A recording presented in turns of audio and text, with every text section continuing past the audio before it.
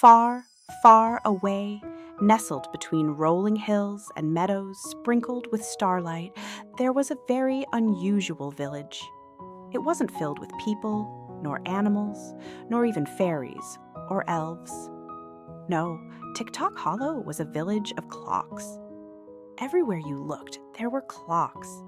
Tall grandfather clocks, with polished wood and golden pendulums, tiny pocket watches that jingled as they hopped along, cheerful alarm clocks that loved to ring their bells, and even digital clocks with glowing numbers that winked like stars. But Tick-Tock Hollow wasn't noisy. Oh no, not at all. Even though so many clocks lived together, their ticks and tocks formed a gentle rhythm, like a soft lullaby that filled the air. Tick-tock, tick-tock, tick-tock. It was a place of harmony.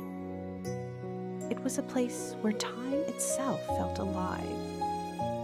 And in the very heart of Tick-Tock Hollow stood the oldest, wisest clock of them all, Tim, the grandfather clock. Tim had lived for centuries. His tall wooden frame shone with the polish of years, and his pendulum swayed with a steady, calming beat. His face was kind, with golden hands that moved slowly, gently, and never in a rush. The other clocks often looked to Tim for advice. He had seen seasons change, stars fall, and whole generations of clocks come to life. And though he was very wise, Tim was never stern or strict. Instead, he carried himself with a gentle warmth, like a kindly grandparent who always has time for a story. But not all the clocks understood Tim's slow, steady ways, especially not the youngest ones. Among the liveliest of the young clocks were Tick and Tock, two shiny alarm clocks with little legs and jingling bells. Tick was bright red, bold, and full of energy. Tock was cheerful blue, curious and always asking questions. They were best friends, and together they loved nothing more than racing each other across the village square. Their bells rang wildly, their clock hands waved like arms, and their legs clattered on the cobblestones as they ran. "Faster, Tock, faster!" Tick would call, his bells ringing so loudly they startled the pocket watches. "I'm coming, Tick! I'll beat you this time!" Tock would laugh, trying to catch up.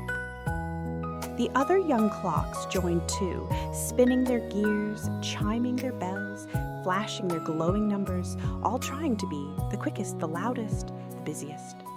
It was always a blur of ticks, tocks, dings, and rings. The village square filled with noise and excitement until finally Tim would chime softly. Bong! Bong! Bong! And at the sound of his steady voice, the little clocks would pause for just a moment. But only a moment, because they always hurried off again, eager to keep moving. Tim watched with kind eyes as the young clocks raced about. He didn't scold them, for he remembered being young himself, though that was many, many years ago. Instead, he waited. He waited for the moment when the young clocks would be ready to listen. Because, you see, wisdom is like the ticking of a clock. It comes slowly, steadily, and only when the time is right. One evening, as the stars began to twinkle in the sky and fireflies lit the meadows around Tick-Tock Hollow, another clock joined the gathering in the square. Her name was Luna, a cuckoo clock shaped like a cozy wooden cottage.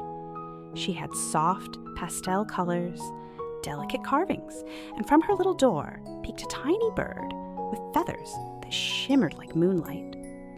Luna was gentle and calm. Every hour, instead of shouting, her little bird would sing a soft cuckoo like a lullaby. The young clocks adored Luna, though they sometimes grew impatient waiting for her bird to appear. That evening, As Tick and Tock dashed in circles, Luna's little bird poked its head out and chirped softly. "Slow down, little ones. Even the moon takes its time to rise." Tick laughed, jingling his bells. "But why wait when we can run, chime, and ring now?"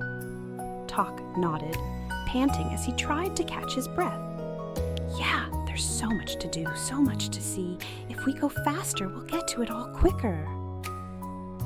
Luna only smiled kindly, and her little bird tucked itself back inside. Tim, who had been watching quietly, knew it was the moment. It was time to share his lesson. Tim's pendulum swung slowly as he spoke, his deep voice like a comforting hum. "My little clocks," he began, "I have watched you race, ring, and rush about. And though your energy is bright, I fear you may forget something very important." The young clocks tilted their faces up at him, curious. "What is it, Tim?" asked Tock, his gears still whirring from the run. "Yes, tell us," Tick added. "Is it a secret to going even faster?" Tim chuckled, the sound echoing warmly through the square. "No, my dear ones, it is not about speed. It is about time itself." The young clocks gasped. "Time itself?" "Listen closely," Tim continued. "Life is not a race. The ticks and the tocks are not meant to rush you forward. They are meant to guide you. Steadily, gently through each moment." The little clocks fell quiet. Even the pocket watches stopped jingling. Only the soft hum of Tim's pendulum filled the air. "You see," Tim said, "the joy of time is not found in how fast you move. It is found in how deeply you live each tick, each tock. When you rush, you miss the wonders around you. But when you slow down, you see the stars above. You hear the laughter of friends. You feel the peace of your own steady rhythm." His golden hands pointed upward, and the young clocks followed his gaze. The sky was breathtaking. Stars shimmered like diamonds scattered across velvet. The moon rose slowly, painting the village in silver light. Fireflies danced like tiny lanterns. The young clocks gasped softly. They had run across the square so many times, but they had never stopped to notice how beautiful the night truly was. Tick's bells jingled quietly as he whispered, I never saw how bright the stars are." Tock nodded, his blue face glowing softly. "And I never heard how gentle the fireflies hum." Tim smiled warmly. "That is the gift of patience. That is the lesson of time. Life is not about rushing ahead. It is about savoring the journey." Luna's little bird popped out again, singing a sweet, slow cuckoo, as if to agree. The young clocks felt something they had never felt before. Their gears slowed, their bells grew still, their ticking became gentle. For the first time, they weren't in a hurry. They were simply here, present, calm. As the night grew deeper, one by one, the clocks of Tick-Tock Hollow began to rest. The pocket watches nestled together in their cases. The wall clocks swayed gently in their wooden frames. The digital clocks dimmed their glowing numbers until they looked like sleepy eyes. Tick and Tock curled up beside Tim, their bells resting quietly, their ticks and tocks slow and steady. Tim's pendulum swayed like a lullaby, his deep chime humming softly. Bong, bong, bong. "Sleep now, little ones," Tim whispered. "Carry this lesson with you into your dreams. Do not rush through life. Each moment is precious. Each tick, each tock is a gift. And the journey is far more important than the speed." The stars sparkled brighter, the moon smiled, and the village of clocks drifted into a deep, peaceful slumber. And so, Dear listener, remember Tim's timeless lesson. Life isn't about moving faster.